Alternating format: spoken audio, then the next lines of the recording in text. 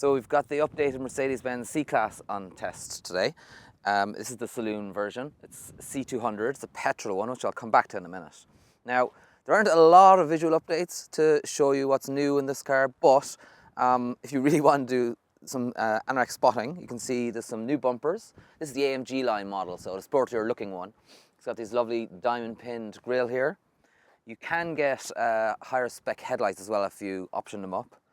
This car has got optional 19-inch alloy wheels, really nice, really suit the car. They don't ruin the ride quality too badly either.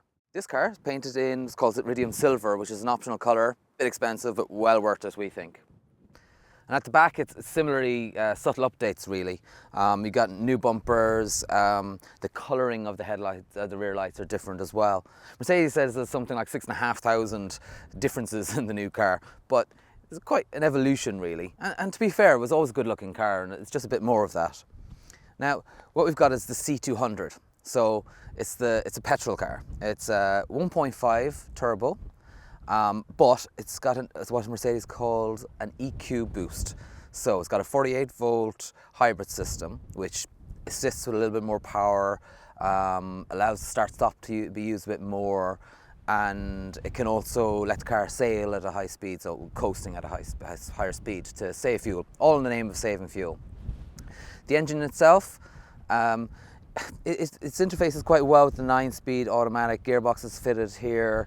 It feels nice and perky when you're on the move. Around town is perhaps not its forte, where you feel like you need a bit more accelerator to get off the line perhaps, but it's a good alternative to diesel. Inside, there's arguably more new with the C-Class. You get this lovely open pore wood material, which really makes the centre console feel more substantial than it used to. This car has the optional centre screen here. It's 10.25-inch screen. It's not touchscreen, but it is a widescreen, and you can see it's quite high definition and everything. You can see also here I've got CarPlay running at the moment, which is new to it. It's optional, but it's there. So there's Mercedes Me. There's a lot more connectivity going on in there. You've got the sat nav, everything as usual, zoomed right in. You can do the drive modes, of course. This car has quite a few. You can go Sport Plus, Sport, Comfort, Eco, and then Individual, where you can chop and change yourself. You can change settings. This particular car doesn't have the adaptive damping, so all it does change is the air conditioning control, air conditioning settings, the steering assistance, and actually also the coasting, whether it'll coast in eco mode. So perhaps the newest thing in the interior is the steering wheel, actually, and it's really nice. It's a really nice steering wheel. This is the AMG line version, so it's got a bit of a flat bottom, nice to hold, and a big silver section here with all these extra controls. And for me, it's probably the nicest steering wheel buttons there are, which is a bit of a geeky thing to say maybe, but it's got these lovely touch pads here. They're just so intuitive to use. So the left-hand one controls the main screen in the middle, and you can click and slide, and it's just really intuitive. The right-hand one, meanwhile, controls what's going on in between the two clocks here. Really simple to use, and yeah, just a neat design touch. And the best thing about these touchpads is that on the move, you don't have to look at them. They're really easy to use, very slick, very intuitive, and they don't distract you from the driving. And while there isn't a whole amount new about this C-Class, not apparently anyway, it does drive well, it always has driven well. This version, the C200, has, as I mentioned, a 1.5 litre turbocharged petrol engine. It's got 184 horsepower, which is pretty good going for 1.5, and 280 newton meters of torque. Now, the EQ boost is interesting, where depending on the mode, it does different things, and depending how you're driving. So the belt-driven starter generator can actually assist in giving you a little bit more boost of acceleration, which is quite effective, but quite subtle too. It can help the car have longer periods of start-stop, and it can actually coast as well.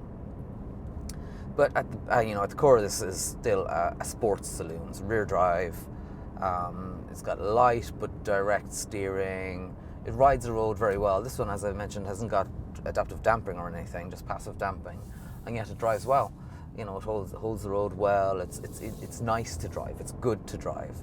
The steering's direct. As I said, it flows with the road very nicely.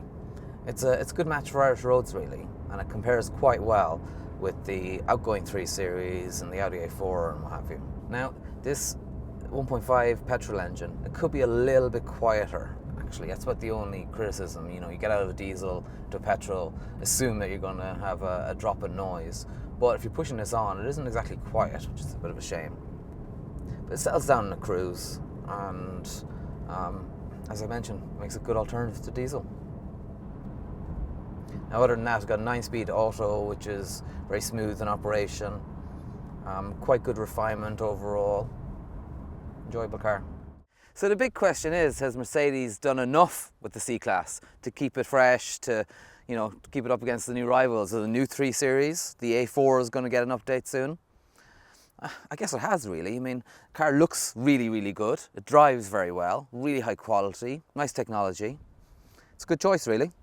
So for a more in-depth written review of the C-Class and all its rivals, and actually loads of different versions of the C-Class, make sure you go to CompleteCar.ie and check it out.